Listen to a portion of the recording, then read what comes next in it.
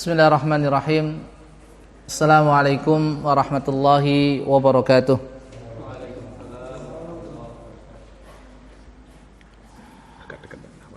Innal hamdalillah nahmaduhu wa nasta'inuhu wa nastaghfiruh wa na'udzu billahi min shururi anfusina wa sayyiati a'malina. May yahdihillahu fala mudilla lahu wa may yudlil fala hadiya lahu. Asyhadu an la ilaha illallah wahdahu la syarika lahu wa asyhadu anna Muhammadan abduhu wa rasuluh. Ya ayyuhalladzina amanu taqullaha haqqa tuqatih wa la tamutunna illa wa antum muslimun. Ya ayyuhan nasu taqu rabbakumul ladzi khalaqakum min nafsin wahidah wa khalaqa minha zawjaha wa batha minhuma rijalan katsiran wa nisaa'a wattaqullaha alladzi tasaaluna bihi wal arham innallaha kana 'alaikum raqiba. Ya ayyuhalladzina amanu taqullaha wa qulu qalan sadida yuslih lakum a'malakum wa yaghfir lakum dhunubakum wa man yuti'illaha wa rasulahu faqad faza fawzan 'azima. Amma ba'd, fa inastaqal hadithi kitabullah wa khairal huda huda Muhammadin sallallahu alaihi wa ala alihi wa sallam wa syarrul umuri muhdatsatuha wa kullu muhdatsatin bid'ah wa kullu bid'atin dhalalah wa kullu dhalalatin finnar. Ikhwati fiddin wa akhwati fillah, hadirin hadirat jamaah Masjid Al-Muttaqin rahimani Allah wa iyyakum jami'an. Semoga Allah Subhanahu wa taala senantiasa merahmati dan juga memberkati kita semuanya.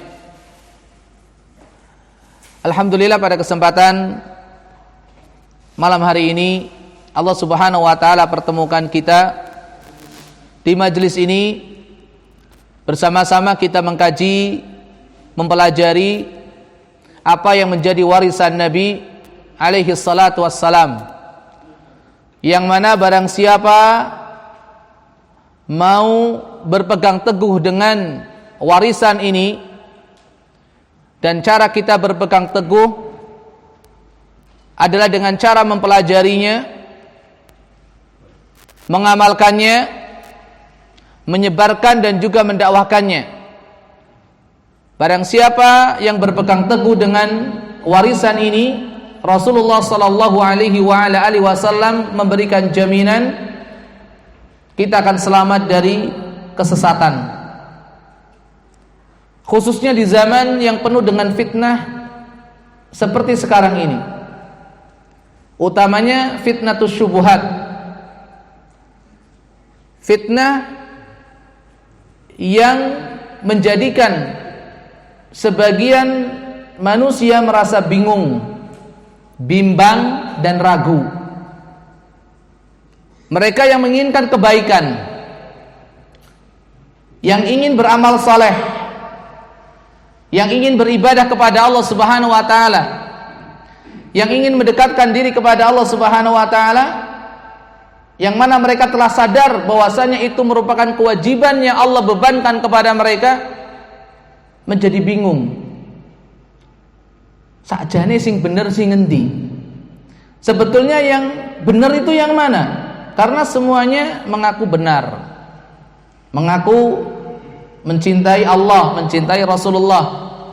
Maka Rasulullah SAW memberikan jaminan orang yang mau berpegang teguh dengan warisan tidak akan tersesat. Tidak akan tersesat di dalam beribadah, di dalam beramal, di dalam berucap, di dalam berbuat. Warisan itu tidak lain dan tidak bukan adalah Al-Quran dan Sunnah. Taraktu fikum amrain lan tadillu ma in tamassaktum bihi ma kitaballahi wa sunnati. Aku tinggalkan untuk kalian, Rasulullah sudah meninggalkan kita. Rasulullah SAW sudah tiada, tapi beliau wariskan untuk kita, Allah tinggalkan untuk kita dua perkara.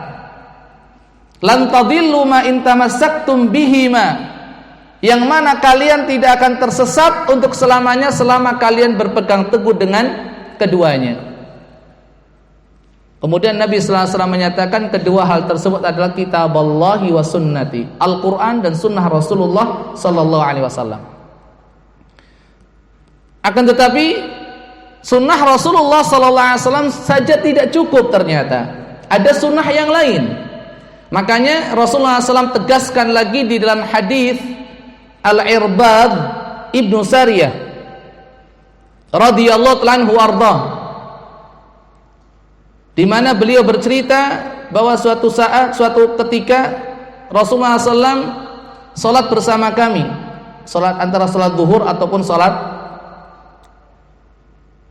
subuh. Lalu beliau alaihi salatu wasallam memberikan satu ujangan nasihat.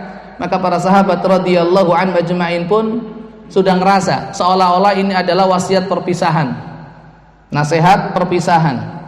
Maka mereka meminta kepada Rasulullah SAW tambahan daripada nasihat. Di antara nasihat yang beliau sampaikan adalah fa innahu may ya'ish minkum fasayara ikhtilafan katsira. Sesungguhnya barang siapa di antara kalian yang kelak diberi umur panjang oleh Allah, hidup setelah aku, fasayara ikhtilafan katsira, maka dia pasti akan mendapati perselisihan yang banyak, perbedaan di antara kaum muslimin yang beraneka ragam. Itu pasti, fasayara ikhtilafan katsira, sudah dinubuat oleh Nabi alaihi salatu wasalam. Nabi sudah menginformasikan kepada kita lebih daripada 14 abad lamanya. Sudah dinubuat oleh Nabi, kalian akan mendapatkan perbedaan yang sangat banyak, perselisihan yang sangat banyak sekali.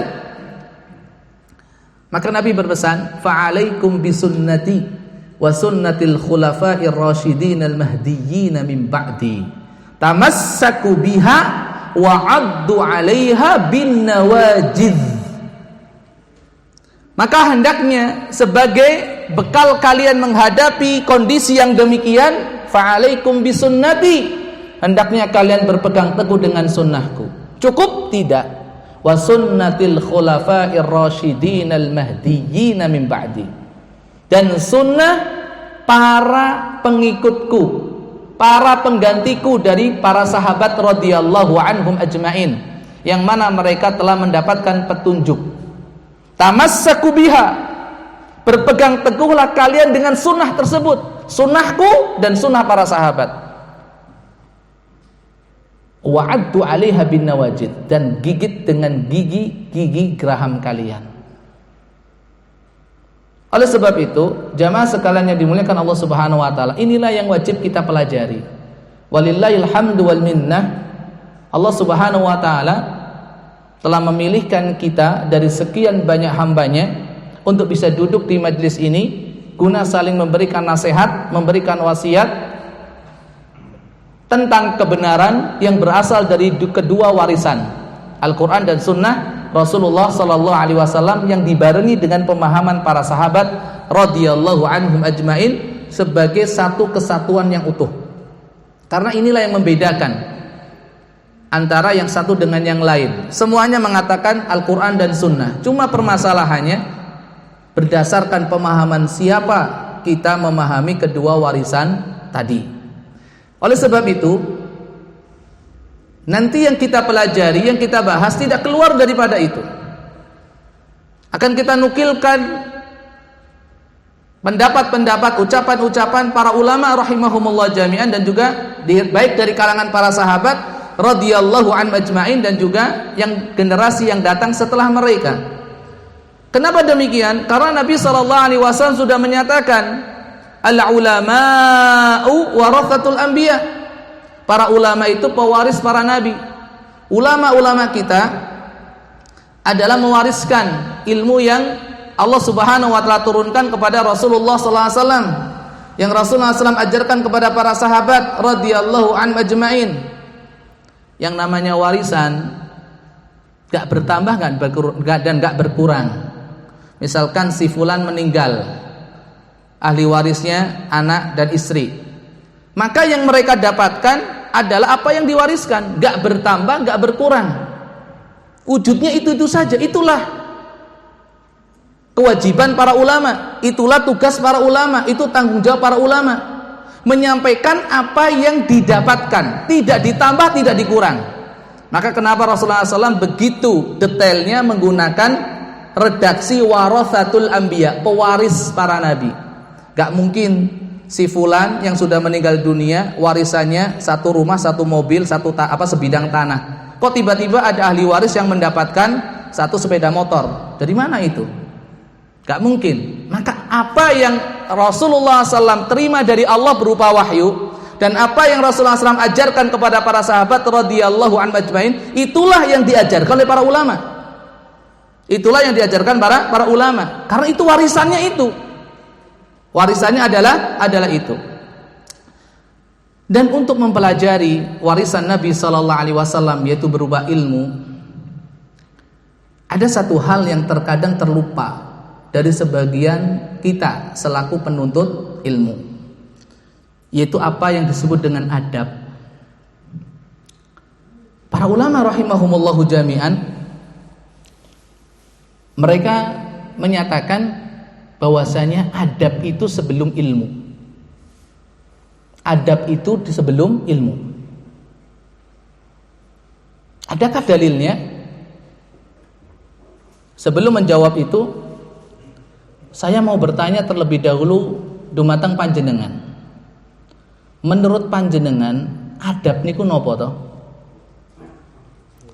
Sambil saya minum maksudnya loh. Monggo. Adab niku nopo? Tata cara nopo?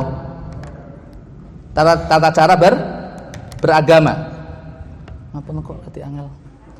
Apa? Adab niku napa? Tata cara beragama. Berarti tata carane nggih. Sinten malih? Adab niku napa? Monggo. Adab niku napa? Adab kali akhlak sami napa mboten nggih?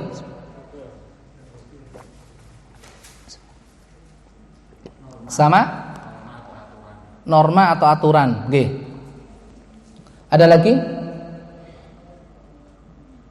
Nggih, matur nuwun jazakumullah khairan. Adab sebagaimana yang dikatakan oleh Al-Imam Ibnu Hajar Al-Asqalani, madhabipun Syafi'i. Al-Imam Ibnu Hajar Al-Asqalani rahimahullah taala wonten kitabipun Fathul Bari. Kitab Fathul Bari niku kitab syarah Sahih Bukhari. Imam Bukhari ugi mazhabipun Syafi'i. Beliau menjelaskan makna adab yaitu apa? Al-akhdhu bimakarimil akhlak. Adab adalah berakhlak yang baik. Sudah.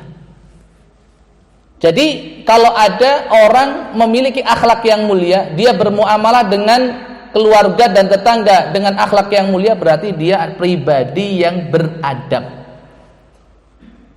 Dan Masya Allah, kalimat ini tertuang pula dalam satu butir dari Pancasila. Sila kepinten? Yang kedua, kemanusiaan yang adil dan beradab. Masya Allah. Jadi sakjane bangsa Indonesia itu juga memperhatikan masalah adab. Karena satu pilarnya tadi kemanusiaan yang adil dan beradab. Makanya nggak salah ketika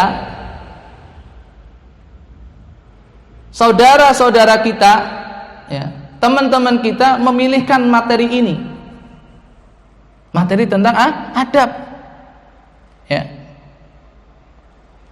Karena sangat penting sekali yang namanya adab. Seseorang yang memiliki adab dimanapun dia tinggal, dia akan bahagia, dia akan dihormati oleh sesama, dia akan dihargai oleh manusia, manusia.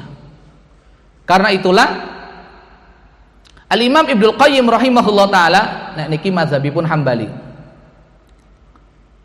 Wonten kitabipun Madarijus Salikin. Dalam kitab Madarijus Salikin menyatakan tentang pentingnya adab.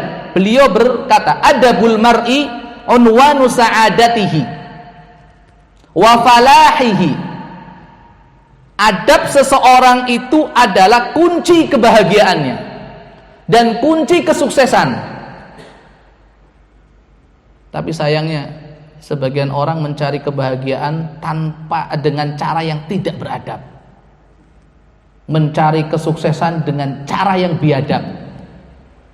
Niki, padahal hakikat dari kebahagiaan dan kesuksesan itu diraih dengan adab. Al-adabu unwanu adabul mar'i unwanu sa'adatihi wa falahihi. Adab seseorang itu adalah kunci kebahagiaannya dan kesuksesannya. Dan sebaliknya, wa qillatu adabihi unwanu syaqawatihi wa bawarihi. Sementara sikap tidak beradabnya seseorang itu adalah kunci kesengsaraan dan kerugiannya. Meskipun secara zahir orang itu bahagia, tapi hakikatnya dia itu sengsara. Mungkin secara zahir orang itu sukses padahal hakikatnya dia gagal, bangkrut dalam hidupnya. Karena dia tidak memiliki adab. Famastujliba khairud dunya wal akhirah bimithlil adab. Walastujliba hirmanuhuma bimithli qillatil adab. Oleh sebab itu, barang siapa yang menginginkan kebahagiaan dunia dan akhirat, maka adab harus dipegang. Tapi kalau orang tidak beradab, dia tidak akan mendapatkan kebahagiaan dunia dan akhiratnya.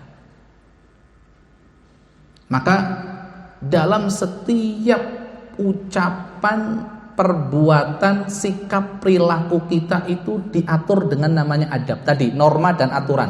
Jazakumullah khairan. Kita mau ngomong, ada adabnya. Kita mau duduk, ada adabnya. Kita mau masuk rumah, ada adabnya. Kita mau makan, ada adabnya. Bahkan nyuwun sewu saestu. Urusan yang paling privasi, hubungan suami istri, enten adabe. Ora guru-guru saguru suwa. Enten adabipun. Bahkan untuk sesuatu yang mungkin kotor, menjijikkan, nyuwun sewu, enten adabe. Kita mau buang hajat, ada adabnya. Itulah Islam. Ada adab. Adab itu mencakup segala perilaku kita, ucapan ataupun perbuatan.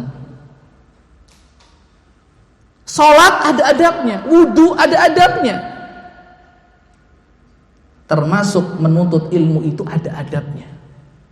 Ada adabnya. Jadi adab dulu baru ilmu.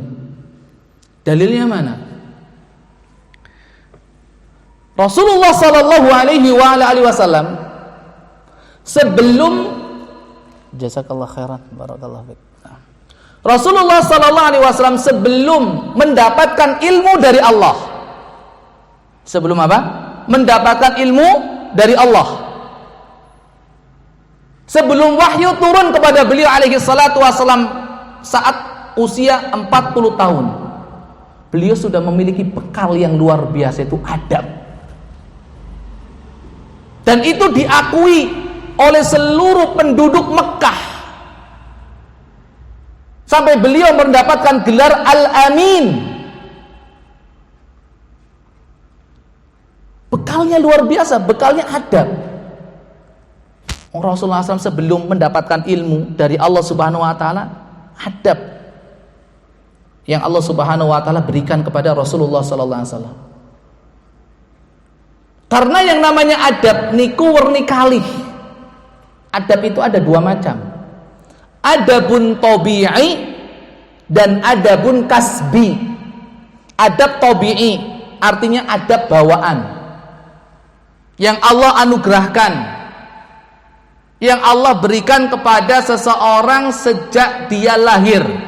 Itu namanya adab tabi'i, karakter yang sudah melekat sejak bayi.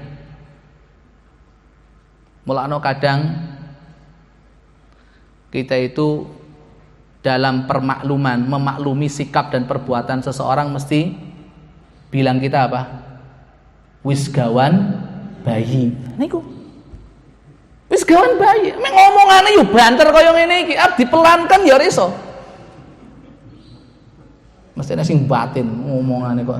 Ya sadurunge jenengan batin wis tak utarakan rumiyin. Iya. Itu segawan bayi kayak gitu. Ngomong koyo padu, nggih ngaten niki. Nah, jadi mohon dimaklumi. Ada yang ngomongannya pelan, ya memang seperti itu sudah. Ada yang enggak tegaan, yaitu segawan bayi. Itu namanya adab tabi'i. Tapi ada adab kasbi, yaitu adab karakter yang bisa dipelajari, seperti kedisiplinan, kesabaran, itu bisa dipelajari. Karena Rasulullah SAW bersabda apa? Innamal ilmu bitta'allum wal hilmu bittahallum. Ilmu itu harus dipelajari, dan orang ingin memiliki sifat sabar lagi pemaaf pun harus dipelajari. Mulakno sinau ikhlas, sinau sabar, sinau syukur, itu bisa dipelajari. Bisa dipelajari. Yaitu dengan ilmu. Dengan ilmu. Mana dasarnya bahwasanya adab itu memiliki dua macam tadi, berdasarkan hadis yang hasan. Riwayat Al-Imam Abu Dawud. Hadis nomor 4548. Hadis pun hasan. Dari salah seorang sahabat namanya Zari'. Zari' ini salah satu anggota dari kabilah Abdul Qais. Jadi suatu ketika kabilah Abdul Qais itu datang menemui Rasulullah SAW di Madinah. Yang meriwayatkan hadis ini Zari'. Beliau menceritakan bahwa Rasulullah SAW pernah bersabda kepada Al-Ashaj. Nama sahabatnya Al-Ashaj. Namanya Al-Munzir. Munzir Al-Ashaj.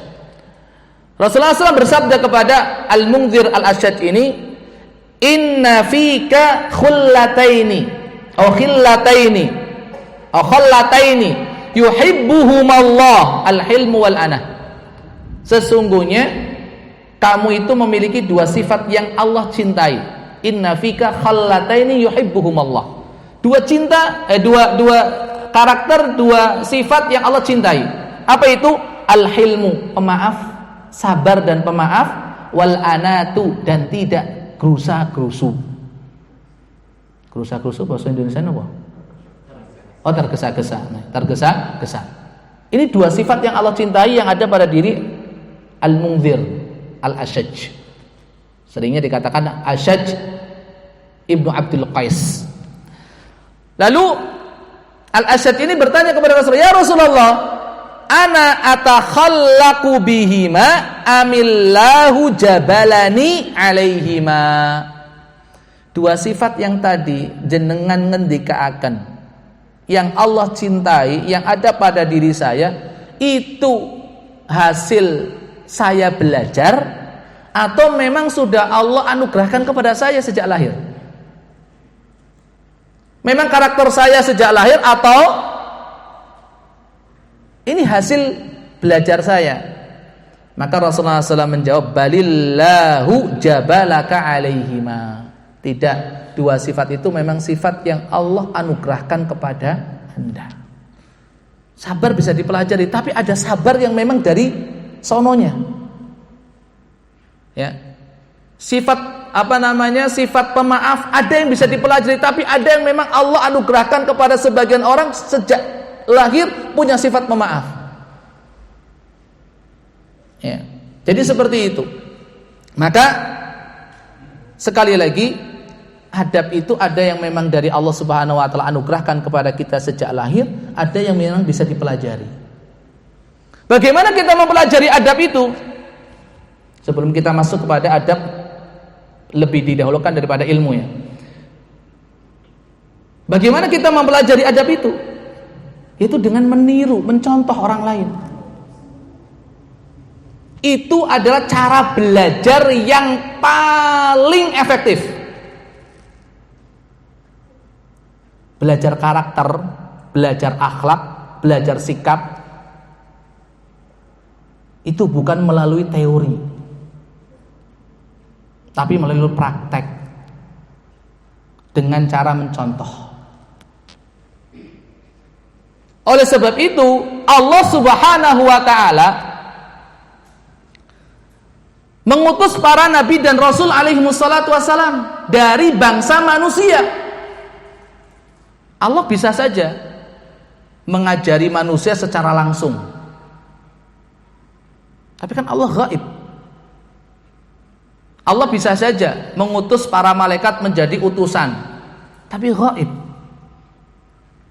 Maka kenapa ya Allah Subhanahu wa ta'ala selain menurunkan Alkitab sebagai buku panduan, Allah juga mengutus para utusan agar bisa dijadikan sebagai contoh. Kalau yang ada di dalam kitab itu teori, buku panduan, nih contohnya mana? Inilah kasih sayang Allah Subhanahu wa ta'ala. Inilah rahmat Allah Subhanahu wa ta'ala kepada kita selaku hamba-hambanya. Ada figur yang bisa kita jadikan sebagai tauladan. Maka Rasulullah SAW dinyatakan oleh Allah Subhanahu wa ta'ala sebagai uswatun hasanah, suri tauladan yang baik. Sehingga kita bisa mencontoh, bisa meneladani apa yang Rasulullah SAW lakukan. Kalau dulu para sahabat radhiyallahu anhum ajmain bisa melihat langsung, bisa menyaksikan langsung. Kalau kita sekarang ini nggak bisa, maka cara yang kedua adalah dengan apa? Dengan mempelajari, belajar ilmunya. Itu cara yang kedua. Cara yang kedua. Mencontoh secara langsung atau dengan cara membaca, mentelaah adab dan juga akhlak para pendahulu kita. Inilah pentingnya kita menuntut ilmu sekarang ini. Kalau Rasulullah SAW sudah tidak bisa kita lihat lagi, tidak bisa kita saksikan lagi bagaimana akhlak dan juga adab beliau dalam keseharian. Dan Allah jadikan Rasulullah SAW sebagai figur yang paling utama, rujukan pertama dan paling utama dalam masalah adab. Allah Subhanahu wa ta'ala berfirman tadi dalam surah Al-Ahzab, laqad kana lakum fi rasulillahi uswatun hasanah. Demikian juga Allah Subhanahu wa ta'ala berfirman, wa innaka la'ala khuluqin azim. Dan sesungguhnya engkau ya Muhammad berada di atas akhlak yang mulia. Dan Rasulullah SAW menyatakan, innama bu'ithu liutammima makarimal akhlak. Ini salah satu visi dan misi dakwah Nabi yang banyak dilupakan oleh sebagian umatnya. Seolah-olah dakwah Nabi hanya isinya akidah, ibadah, itu tok. Sehingga nyuwun sewu, mohon maaf, banyak orang yang mengaku mengikuti sunnah Nabi alaihi salatu wassalam, cinta sunnah Nabi alaihi salatu wassalam, dia sedang mempelajari sunnah Nabi, mengamalkan, menegakkan, mendakwahkan, tapi ternyata masalah adab kurang diperhatikan. Padahal antara adab dan akidah, akhlak dan akidah, itu satu kesatuan. Mulakno, masya Allah, mbah-mbah kita itu zaman dahulu itu pinter, saya itu pinter. Jenengan ingkang nate sekolah teng MI sinten? Semua MI nggih? Apa SD? SD. Oh, MTS sudah. Mboten enten SMP. MA. Mboten enten SMA sedaya, masya Allah. Mboten napa-napa. Wonten pelajaran madrasah itu ada pelajaran yang namanya apa? Akidah, akhlak. Jadi satu mata pelajaran. Mboten dipisah, Pak Bu. Makanya sangat ironis sekali ketika orang mengaku dirinya mengikuti manhaj Rasulullah SAW tapi akhlaknya berantakan, adabnya enggak karuan. Ini nggak bener yang kayak gini. Mbah-mbah kita dulu itu ketika membuat mata pelajaran itu mapel itu akidah akhlak, boten akidah sendiri, tidak akhlak sendiri. Ini gabungan niku. Karena yang namanya akhlak, adab itu buah daripada akidah. Itu seharusnya seperti itu. Pintar mbah-mbah kita itu dulu. Ya. Maka cara yang kedua adalah dengan mempelajari, membaca. Setelah meneladani, lihat langsung, nggak bisa membaca. Sirah perjalanan Rasulullah SAW, sirah perjalanan para sahabat, biografi para ulama rahimahumullah jami'an. Ini. Kemudian setelah kita mencontoh, meneladani orang yang menjadi figur dalam masalah adab, kalau nggak bisa kita mempelajari biografi mereka, perjalanan hidup mereka, maka tahapan yang kedua adalah apa? Dibiasakan, pembiasaan ini. Dibiasakan, memang harus dibiasakan namanya akhlak itu.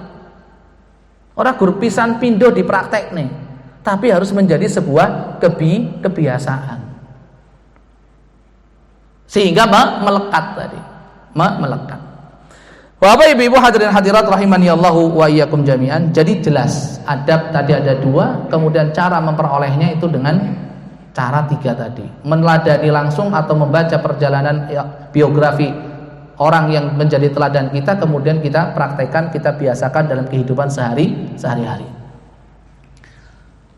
Mari kita dengarkan komentar para ulama rahimahumullah jami'an yang menegaskan bahwasanya adab duluan baru ilmu. Ini nyuwun sewu niki pun isa dereng. Sudah. Oh 5 menit lagi. Oke. Ya. Saya mulai dari apa yang dikatakan oleh Al-Imam Sufyan Ats-Tsauri rahimahullah taala. Seperti dikutip dalam kitab Hilyatul Auliya, kitabipun Hilyatul Auliya. Jilid yang ke-6 halaman 361. Beliau mengatakan, "Kana ar-rajulu idza arada ayyaktubal haditha ta'addaba wa ta'abbada qabla dzalika bi 20 sanah." Nyuwun sewu niki orang-orang dek ben ngaten niku. Seseorang di antara kita apabila hendak belajar hadis, apa yang dilakukan? Ta'addaba wa ta'abbada. Dia persiapkan akhlak dia terlebih dahulu.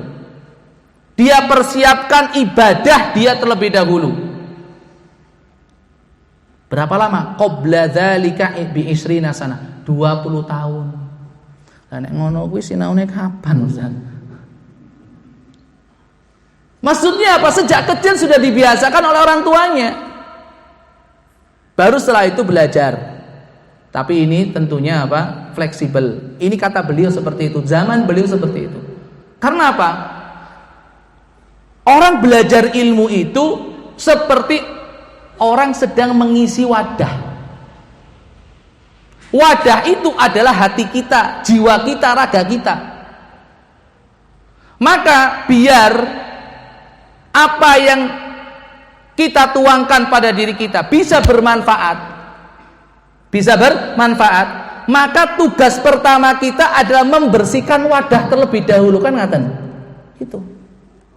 Jenengan kagungan botol wapik tenan. Pingin jenengan isi kalian minuman yang paling seger, paling nikmat, paling jenengan remeni. Ning nyuwun sewu. Wadahe iji kotor. Jenengan unjuk mboten? Kira-kira air yang kita tuangkan, meskipun itu air yang paling mahal, kira-kira air itu bisa memberikan manfaat atau tidak untuk kita, untuk menghilangkan dahaga kita? Bisa enggak? Enggak, karena enggak kita minum. Kenapa enggak kita minum? Karena wadahnya kotor. Itulah. Maka dari sinilah kita bisa mendapatkan sebuah jawaban. Dari pertanyaan banyak orang, Ustadz, saya itu sudah lama ngaji, sudah tahunan ngaji, kok ibadah saya masih seperti ini ya Ustadz? Kok perilaku saya gak meningkat ya Ustadz? Nyuwun sewu, mergone wadahe sing ijik reget. Makanya apapun yang kita tuang wadah tersebut, apapun yang kita taruh ke tempat tersebut, tidak akan bisa memberikan manfaat untuk diri kita.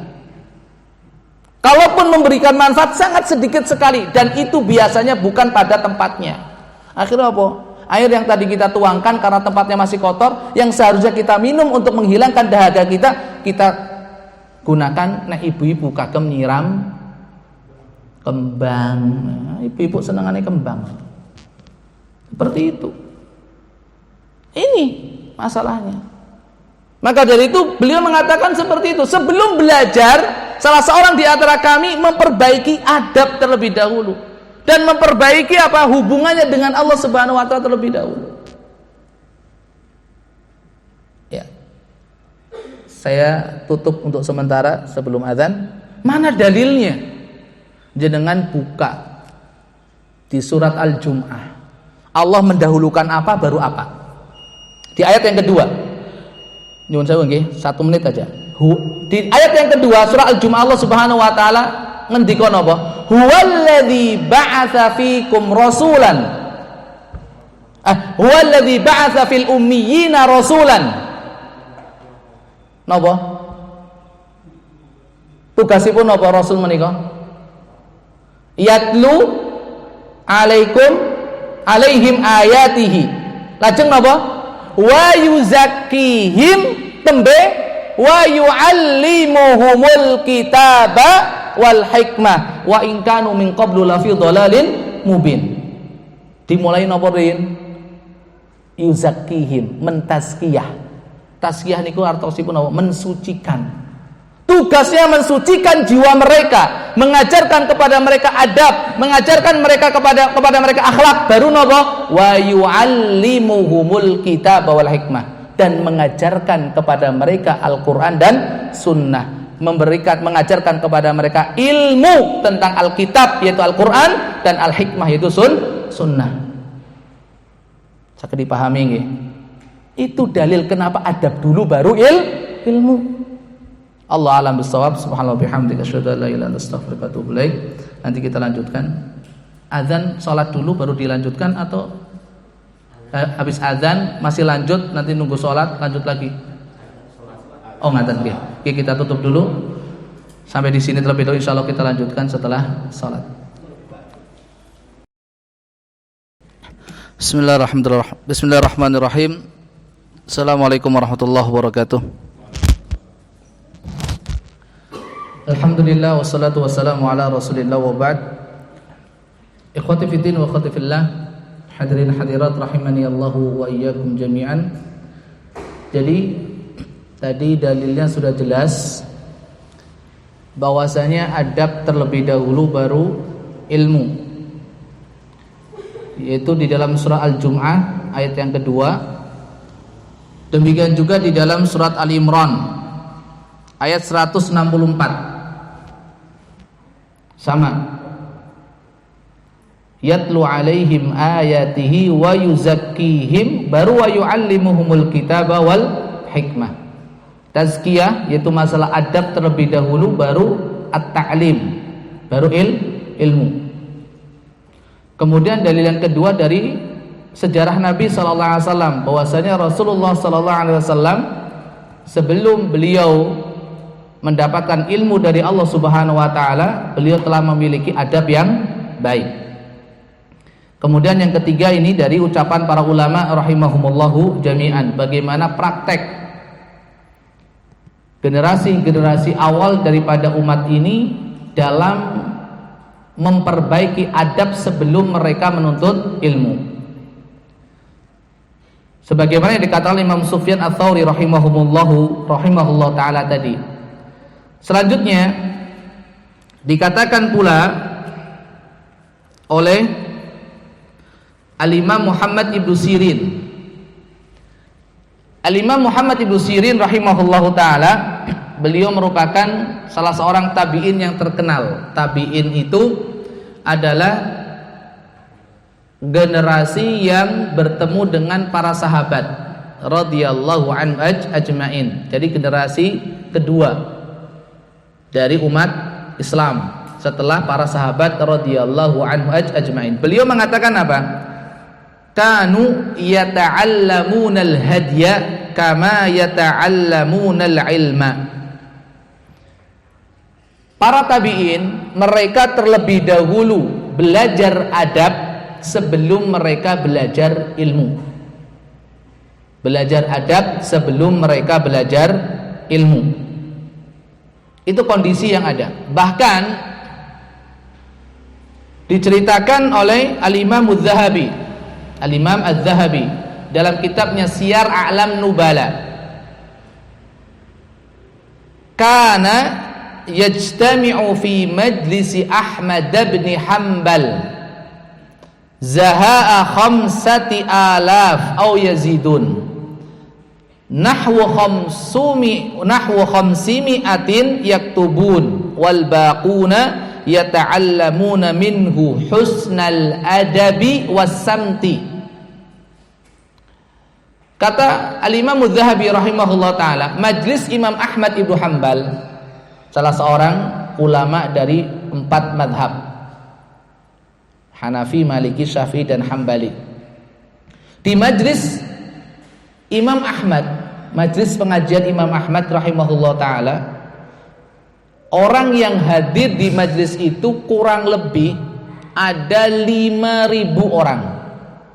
5.000 orang belajar ilmu dari beliau rahimahullah ta'ala. Tapi dari 5.000 orang itu yang menulis ilmu, yang belajar ilmu itu cuma 500 orang saja.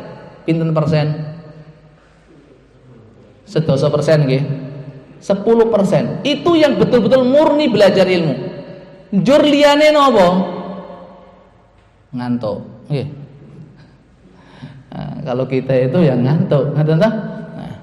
Yang lain itu enggak belajar ilmu, wal baquna yata'allamuna minhu husnal adabi wasamti. Yang 4.500 niku sinau adab dari Imam Ahmad. Niki. Makanya nyuwun sewu, belajar online niku manfaate gur sithik.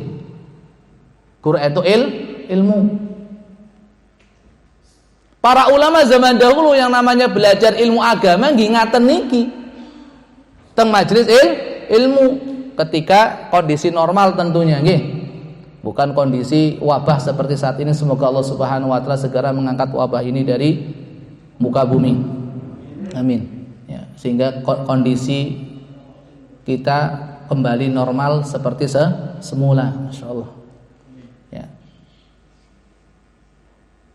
Jadi belajar ilmu ini ya seperti ini di majelis. Karena apa? Selain kita belajar ilmu dari guru kita, kita belajar akhlak. Kita belajar adab. Itu yang paling penting. Sehingga dari 5.000 orang yang belajar ilmu itu cuma 500. Yang lain apa? Belajar adab, akhlak. Dari Imam Ahmad rahimahullah ta'ala. Dan ini pesan pula dari para orang tua kepada anak-anaknya. Pada zaman dahulu, generasi tabi'in, atba'ut tabi'in rahimahumullah jami'an. Seperti apa yang dipesankan oleh ibunda Imam Malik. Nah ini, ibunda Imam Malik rahimahullah ta'ala itu berpesan kepada putranya sebagaimana yang diceritakan oleh Imam Malik sendiri. Kata beliau, niki kagem teladan ibu-ibu.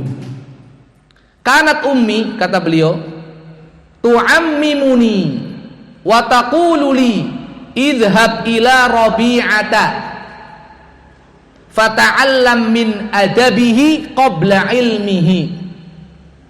Kata Imam Malik Ibnu Anas, salah seorang ulama mazhab 4. Imam Malik Ibnu Anas rahimahullah ta'ala mengatakan apa? Ibuku senantiasa mempersiapkan pakaianku. Masya Allah, nah ibu-ibu teng mriki insyaallah ngaten. Putrane ajeng mangkat sekolah disiapke. Ngaten nggih Bu nggih. Napa dijarne dhewe kon nganggo klambi dhewe, kon nyiapke dhewe. Memang salah satu sisi ada sifat kemandirian, betul. Tapi ada satu hal yang lain, ketika anak kita sering sentuh, kita sering bantu, itu anak itu akan muncul apa? Oh, jebule aku sinau yo entuk dukungan wong tuwa, ora dijarni wae. Apalagi kalau dalam kondisi kita slow, enggak sibuk. Kalau sibuk wajar. Ini kata Imam Malik, ibuku yang senantiasa menyiapkan dan mengenakan pakaianku sebelum berangkat belajar. Dan beliau berpesan, idhab ila Rabi'ah, pergilah engkau kepada Imam Rabi'ah, Rabi'atul Ra'i, salah seorang ulama besar di kota Madinah. Pergilah engkau ke Rabi'ah gurumu. Pesannya apa? Fata'allam min adabihi qabla ilmihi, belajar darinya adab sebelum ilmu. Belajarlah darinya adab sebelum ilmu. Ini. Sehingga pesan ini pula yang disampaikan Imam Malik rahimahullah ta'ala kepada teman-temannya, kepada murid-muridnya. Kata beliau, ya bena akhi, ta'allam al-adaba qabla an tata'allam al-ilma. Ini semuanya ada di kitab para ulama. Wahai temanku, wahai putra saudaraku, belajarlah adab sebelum kamu belajar ilmu. Belajarlah adab sebelum kamu belajar ilmu.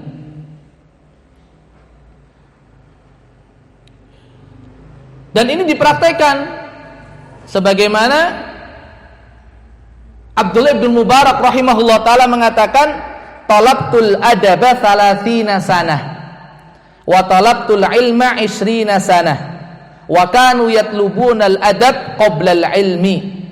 Aku mempelajari adab selama 30 tahun dan aku belajar ilmu selama 20 tahun.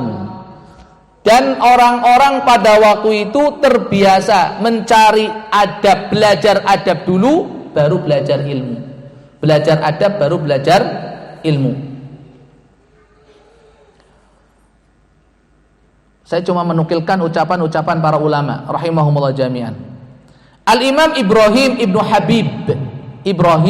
Habib rahimahullah ta'ala bercerita, bapakku berpesan kepadaku seraya berkata, ya bunayya, wahai putraku, i'til fuqaha awal ulama, belajarlah kamu dari para ahli fikih dan para ulama, wa ta'allam minhum, khudh min adabihim wa akhlaqihim wa hadyihim, pelajari dari mereka adabnya, akhlaknya dan sikap perbuatannya.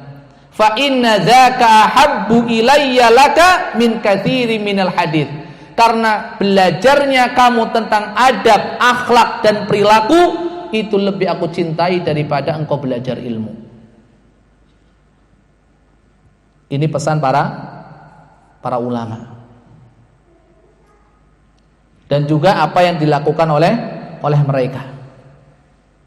Dari sinilah para ulama rahimahumullah jami'an ketika mereka mau belajar, mereka pilih-pilih guru terlebih dahulu. Gak sembarangan mereka belajar ilmu.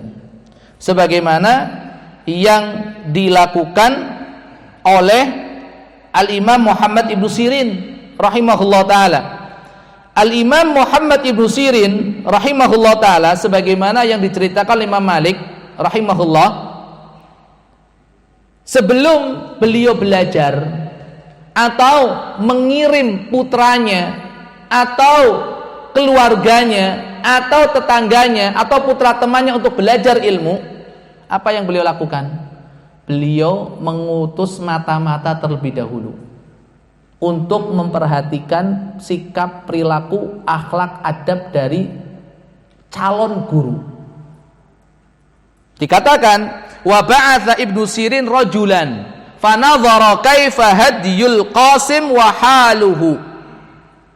Sebelum beliau belajar atau menyuruh anaknya atau siapapun untuk belajar kepada seseorang, beliau kirim orang terlebih dahulu untuk melihat calon gurunya itu akhlaknya seperti apa, adabnya seperti apa. Ketoke Abu Eza nek ajeng praktek kados ngaten ora sida ngundang kula teng mriki. Saestu. Nek praktek sing ngaten niku saestu. Ora bakalan purun panjenengan niku sinau sareng kali kula teng mriki. Ora patut masalahnya. Niki. Itu cara ulama pada zaman dahulu. Makanya nggak salah ketika orang tua ingin menyekolahkan atau mondokkan putra putrinya itu ndelok sik. Gurune sinang kono ki sapa wae, iso dicontoh apa ora? Bisa dijadikan sebagai suri tauladan ataupun tidak. Itu lumrah dan memang harus seperti itu. Harus seperti itu. Itu dari Imam Muhammad bin Sirin. Ada lagi Al-Imam Ibrahim An-Nakhai. Al-Imam Ibrahim An-Nakhai rahimahullah taala. Beliau mengatakan apa? Kanu idza atau rajula liyakhudhu anhu nadharu ila samtihi wa ila salatihi wa ila halihi thumma ya'khudhuna anhu. Kebiasaan orang-orang pada zaman beliau Al-Imam Ibrahim An-Nakhai ketika ingin belajar dari seseorang, belajar dari seorang guru, maka mereka terlebih dahulu melihat satu, akhlaknya, kedua, sholatnya, ketiga, sikap dan sopan santunnya, baru belajar. Aku telu-telune rento Pak Abu Iza. Kok yang jenengan wantun-wantun ajak kula teng mriki nih, Masya Allah. Semoga Allah Subhanahu wa taala mengampuni kita semuanya ya. Berat nih. Yeah. Jadi kalau mau belajar itu dilihat sholatnya paling utama, akhlaknya, adabnya, baru mau belajar mereka. Karena tiang Ambarawa niku nek ngendikane ngaten. Guru kencing berdiri, murid mengencingi guru malah. Anten niku. Mergane enten contone. Ya, mulane enten contone ngaten niku. Mulane nek gurune telatan, ya muridnya mulu telat. Ya, Masya Allah, wau panjenengan sampun nyontoni, Masya Allah. Jadi seperti itu kondisi zaman dahulu. Lagi dikatakan oleh Imam Ibrahim An-Nakhai pula, ka kunna idza aradna an na'khudha an syai'in sa'alnahu an mat'amihi wa mashrabihi wa madkhalihi wa makhrajihi fa in kana 'ala istiwa'in akhadna anhu wa illa lam na'tihi. Kami biasa ketika ingin belajar dari salah seorang syekh, dari seorang guru, maka kami akan bertanya terlebih dahulu. Yo kepo sithik ora apa-apa. Yang ditanya apa? Tentang masalah makan minumnya. Bagaimana dia mendapatkan rizkinya untuk makan dan minum. Setelah itu cara makan dan minumnya seperti apa? Ya. Terus makannya banyak atau tidak, rakus atau tidak, seterusnya masalah makan. Wa madkhalihi wa makhrajihi. Bagaimana dia keluar rumah dan keluar masuk rumahnya. Kalau memang sesuai dengan sunnah, baik akhlaknya, baik pekertinya, baik adabnya, kami belajar. Kalau tidak ya sudah kami tinggalkan. Kami tinggalkan. Ini. Itulah perhatian para ulama salaf tentang masalah adab, tentang masalah adab. Dari sinilah Al-Imam Ibnu Muflih Al-Maqdisi rahimahullah taala mengutip satu riwayat dari sahabat Umar radhiyallahu ta'ala anhu yang mengatakan ta'addabu thumma ta'allamu. Ta'addabu thumma ta'allamu. Beradablah kalian terlebih dahulu sebelum kalian menuntut ilmu. Beradablah kalian terlebih dahulu sebelum kalian menuntut ilmu. Itu kata Umar radhiyallahu anhu warda. Dikutip dalam kitab Al-Adab Asy-Syar'iyyah jilid keempat halaman 207 oleh Imam Ibnu Muflih.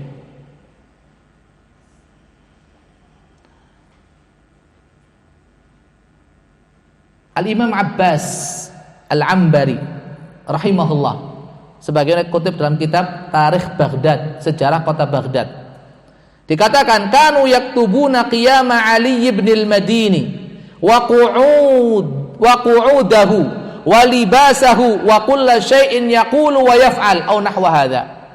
Dahulu para murid, para santri biasa mencatat setiap perilaku daripada Al-Imam Ali Ibnul Madini. Ali Ibnul Madini niku gurunipun Imam Bukhari rahimahullah taala. Semuanya dicatat, bagaimana beliau berdiri, bagaimana beliau duduk, bagaimana beliau berpakaian, bagaimana beliau berucap, bersikap, semuanya dicatat. Untuk apa? Untuk diteladani. Untuk diteladani. Karena yang kita pelajari itu bukan hanya ucapannya saja. Kita belajar dari guru kita, dari para kiai kita, para ustadz kita itu kita belajar bukan dari nasihatnya toh, bukan dari ucapannya saja, bukan dari kajiannya saja, tapi juga belajar dari akhlak, dari perilaku, dari tutur katanya, sopan santunnya, adabnya dipelajari. Dan ini satu bagian yang tidak bisa terpisahkan dalam ajaran Islam. Maka dari itu yang namanya sunnah, ada sunnah qauliyah, ada sunnah fi'liyah. Sunnah qauliyah adalah segala ucapan dari Nabi sallallahu alaihi wasallam. Sunnah fi'liyah segala perbuatan Rasulullah SAW. Bagaimana Rasulullah SAW makan, bagaimana Rasulullah duduk, bagaimana berpakaian, bagaimana beliau bermuasyarah, bermuamalah dengan tetangga, dengan para sahabatnya radhiyallahu ajmain, tercatat semuanya. Tercatat semuanya. Makanya metode belajar yang pas bukan hanya mendengarkan saja, tapi juga melihat. Juga melihat sikap, perbuatan, ya, adab, akhlak dari orang yang kita belajar ilmu darinya. Nah, ini menjadi kriteria. Aduh, susah. Berat tadi, ya, berat. Tapi kita berusaha, berusaha untuk memperbaiki adab kita terlebih dahulu, baru akhlak, baru ilmu, ilmu. Tapi bukan berarti kemudian kita sibuk dengan adab kita, ujung-ujungnya kita nggak belajar, tidak. Karena salah satu cara untuk belajar adab adalah dengan duduk di majelis ilmu tadi. Jangan salah artikan, maupun jenengan kok mangkat pengajian, akhlakku turun apik, aku turun beradab, itu keliru. Justru dengan duduk di majelis ilmu, belajar ilmu, kita sekaligus belajar adab seperti tadi. Jangan jadikan alasan engko nek diundang pengajian meneh kok ora mangkat. Alasannya apa? Adab dulu baru ilmu, Ustaz. Ya enggak gitu. Jadi jangan disalahartikan loh ya. Jangan disalahartikan. Justru dengan duduk di majelis ilmu kita belajar adab. Kayak tadi majelis Imam Ahmad 5.000 orang datang, cuma 500 yang mencatat hadis, yang betul-betul konsentrasi belajar ilmu. Yang lain apa? Duduk, dengerin, lihat bagaimana adab dan akhlak daripada Imam Ahmad rahimahullah taala. Ini. Kemudian yang terakhir yang saya sampaikan, adab ini menjadi penting pada zaman kita sekarang ini. Penting. Karena orang lebih melihat apa yang kita lakukan daripada apa yang kita ucapkan. Dan untuk menyelaraskan antara ucapan dan perbuatan itu perlu usaha dan ikhtiar. Memohon taufik dan juga bimbingan itu menjadi sebuah keniscayaan dari Allah Subhanahu wa taala. Karena berat. Ya, berat. Ya. Jadi intinya Bapak Ibu-ibu, hadirin hadirat rahimani Allahu wa iyyakum jami'an, mari kita berusaha, ya, kita berupaya, berikhtiar, ya, sembari kita menuntut ilmu agama yang berdasarkan Al-Quran dan Sunnah sesuai dengan pemahaman salaful ummah, kita perbaiki akhlak kita perbaiki adab kita. Siapa yang menjadi contoh, siapa yang menjadi teladan? Tidak lain dan tidak bukan Rasulullah sallallahu alaihi wasallam. Pelajari, teladani sirah perjalanan hidup Rasulullah sallallahu alaihi wa ala alihi wasallam. Karena masalah kita di situ. Masalah kita di situ. Setinggi apapun ilmu kita, sedalam apapun pengetahuan kita, seluas apapun wawasan kita, kalau tidak dibarengi dengan akhlak, tidak dibarengi dengan adab, orang tidak akan respect dan hormat kepada kita. Jangan sampai muncul ucapan, pernyataan yang mengatakan jarene wong ngaji, lanjut ke dhewe. Nggih. Nah nggih ta, jarene wong ngaji, jarene wong masjid, jarene ngerti sunnah. Wis lanjut ke dhewe. Titik-titiknya jenengan isi piyambak. Itu yang terjadi. Akhirnya apa? Hubungan dengan tetangga enggak baik, hubungan dengan orang yang lebih tua juga saya meneh. Kadang kita enggak hormat sama yang lebih tua, sama tetangga. Masya Allah. Ya, ingat Nabi enggak pernah mengajarkan kepada kita yang seperti itu. Ya, bahkan beliau menyatakan apa? Laisa minna malam yarham saghirana walam yuwaqqir kabirana walam ya'rif li'alimina haqqa. Bukan termasuk orang yang mengikuti sunnahku, kata Nabi. Mengikuti ajaranku siapa? Orang yang tidak menyayangi yang lebih kecil. Walam yuwaqqir kabirana, tidak menghormati yang lebih tua. Walam ya'rif li'alimina haqqa, dan tidak mengetahui hak-hak orang yang lebih berilmu. Ini. Oleh sebab itu sekali lagi, ayo barengi ilmu kita dengan adab. Terakhir, saya ingin membawakan sebuah syair, ya, sebuah syair. Dikatakan, la tahsabannal ilma yanfa'u wahdahu ma lam yatawajja rabbuhu bi khalaqi wal ilmu illam taktanifhu syama'ilu tu'lihi kana matiyatal ikhfaqi.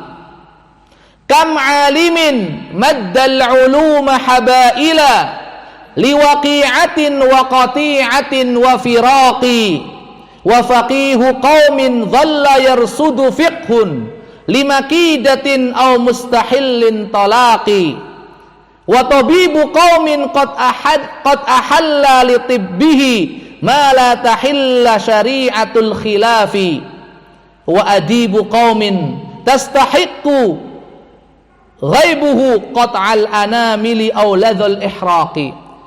La tahsabannal ilma, jangan sekali-kali Anda menyangka bahwasanya ilmu saja itu bermanfaat. Malam yatawajja rabbuhu bi khalaqi, selama pemiliknya tidak menghiasinya dengan akhlak, tidak menghiasinya dengan adab. Karena ilmu tanpa adab merusak.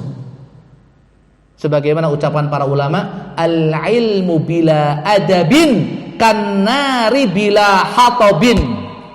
Al-ilmu bila adabin, ilmu tanpa adab kannari bila hatab, itu bagaikan api tanpa kayu bakar.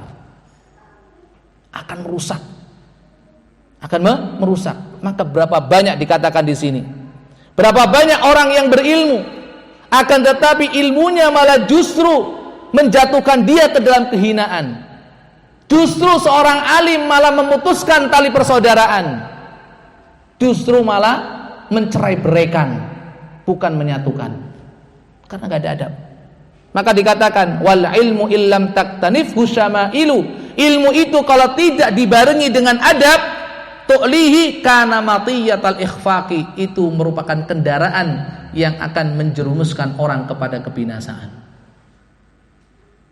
Mari kita dasari ilmu kita dengan adab. Kita banyak sekali kekurangannya. Banyak sekali kekurangannya. Jangankan kita, ya, jangankan kita yang mungkin sudah sekian lama berdakwah, berdakwah, mengajak orang untuk mengenal sunnah, mengajak orang untuk ke majelis ilmu. Tapi banyak yang membenci, menfitnah, menuduh kita. Kenapa? Karena kadang adab, akhlak kita yang kurang sopan. Kita belum memperhatikan masalah sopan santun. Wong Rasulullah SAW itu kurang nopo toh? Akhlaknya yo bagus, ilmunya luar biasa, mendapatkan bimbingan dari Allah Subhanahu Wa Taala. Tetap aja ada orang yang benci kok. Tetap ada orang yang memusuhi kok. Tetap ada orang yang memfitnah kok. Tetap ada orang yang memaki kok. Apa meneh awake dhewe? Apa meneh awake dhewe? Adab yo ora duwe, apa meneh ilmu, kan ngono. Ya, makanya monggo. Ayo sambil kita belajar, kita perbaiki adab dan juga akhlak kita. Mungkin itu yang bisa kita bahas. Sekali lagi, bukan berarti orang yang ada di hadapan panjenengan semua itu lebih berakhlak, lebih beradab, lebih sopan, lebih santun daripada panjenengan sami. Ini hanya sekedar kita saling mengingatkan, saling menasehati di antara kita. Semoga ini bermanfaat, khususnya untuk diri saya pribadi dan umumnya untuk para hadirin hadirat sekalian. Mohon maaf atas segala kekurangan. Kebenaran semata dari Allah Subhanahu Wa Taala, kesalahan kekurangan berasal dari kelemahan pribadi saya. Semoga Allah Subhanahu Wa Taala mengampuninya dan sudi kiranya hadirin hadirat semua untuk memaafkannya. Mungkin ada 1-2 pertanyaan, jangan banyak-banyak ya. Nggih, matur nuwun. Ustaz, bagaimana bila dalam sebuah majelis ilmu atau berbicara seorang ustadz berkata kotor atau mencaci seseorang ditinjau dari adab dan akhlak? Bismillah, alhamdulillah, wassalatu wassalamu ala rasulillah wa ba'd. Terima kasih pertanyaannya, jazakumullah khairan wa barakallahu fikum. Kita nyindir kula niki. Insyaallah matur nuwun, saya setuju, jazakumullah khairan. Saya kalau disindir, kalau diingetin, saya merasa terima kasih. Ya, jazakumullah khairan. Saya mau tanya aja, kalau seandainya yang berkata kotor atau suka mencaci maki orang lain itu orang awam biasa, patut napa mboten? Patut napa mboten? Kalau seandainya yang mencaci maki, yang berkata kotor orang kayak kita nih, orang awam, orang biasa, patut atau tidak? Patut atau tidak? Enggak patut toh. Oh, jemene ustad. Luwi ora patute. Makanya ini hati-hati. Kenapa orang ya kadang tidak aji, nggih, mboten aji. Enggak dihargai, enggak dihormati karena mergo lati, gitu. Aji ning diri saka lati. Makanya monggo ya, ucapan kita tata, kita atur, sikap perbuatan kita juga harus berusaha untuk lebih sopan, lebih santun, ya, lebih santun. Enggak ada yang lebih baik daripada Rasulullah sallallahu alaihi wasallam.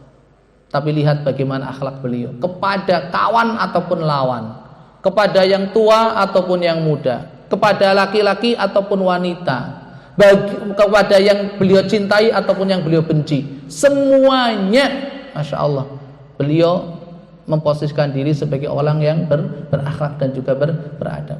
Makanya kita butuh untuk lebih jauh lagi, lebih dalam lagi untuk mempelajari kehidupan Rasulullah sallallahu alaihi wasallam. Jangan cuma dipelajari hadis-hadis yang berkaitan dengan hukum, tapi pelajari hadis-hadis tentang adab Rasulullah sallallahu alaihi wasallam, tentang adab Rasulullah sallallahu alaihi wasallam.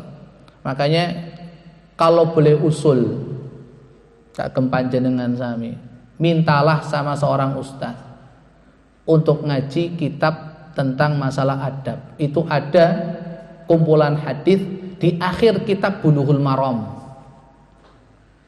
Kitab Bulughul Maram niku kitab tentang hukum-hukum Islam.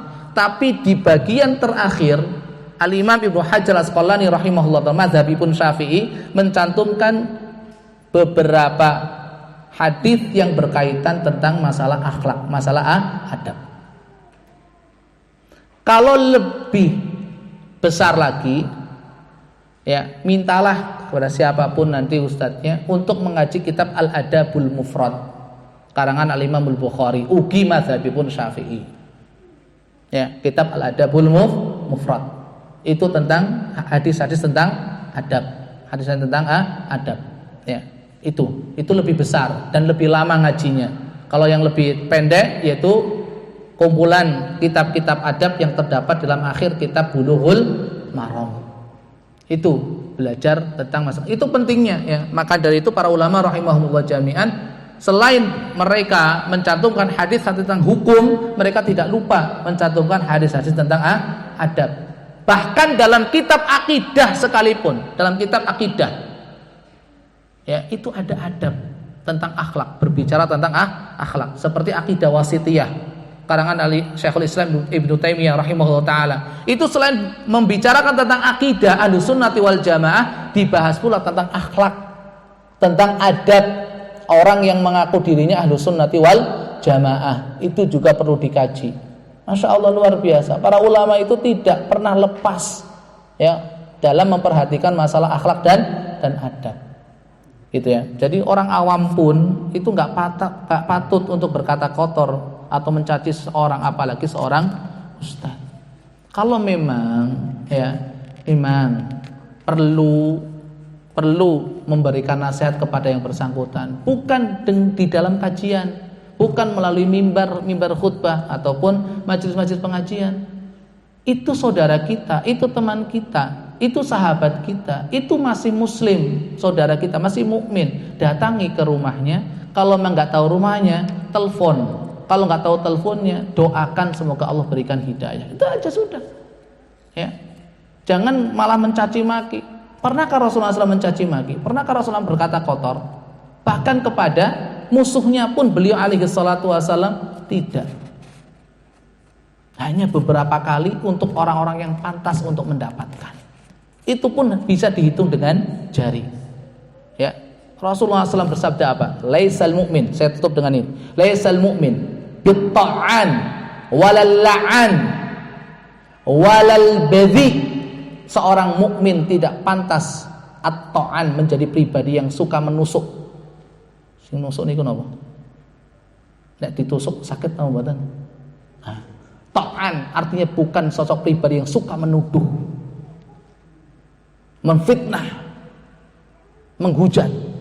Wala la'an, bukan sosok pribadi yang suka melaknat, menghujat, berkata kotor. Walal badhi, dan juga bukan sosok pribadi yang suka berkata kotor. Walal fahish walal mutafahish walal badhi, bukan orang yang suka berkata jorok, berkata kotor, dan juga bukan orang yang suka berkata jelek. Itu seorang mukmin, seorang mukmin. Dan Nabi sudah menjelaskan, man kana yu'minu billahi wal yaumil akhir falyaqul khairan aw liyasmut. Nek ora entuk omongan sing apik, luwih apik mendel, lebih baik diam. Ya, itu bukan mencerminkan sosok seorang muslim, apalagi seorang ustadz sebagai panutan. Matur nuwun sindiranipun dan nasihatipun, jazakumullah khairan wa barakallahu fikum. Subhanahu wa bihamdika asyhadu an la ilaha illa anta astaghfiruka wa atubu ilaik. Mohon maaf kalau seandainya banyak tutur kata yang kurang berkenan atau ucapan yang terlalu cepat. Ya memang seperti ini, gawan bayi ngaten niku nggih. Nah, seperti itu. Semoga Allah Subhanahu wa taala menjadikan apa yang kita pelajari, apa yang kita bahas pada malam hari ini sebagai ilmu yang bermanfaat, dan Allah berkenan memberkati sebagai bekal kita dalam mengabdikan diri kepada Allah Subhanahu wa taala. Demikian akhirul kalam. Assalamualaikum warahmatullahi wabarakatuh.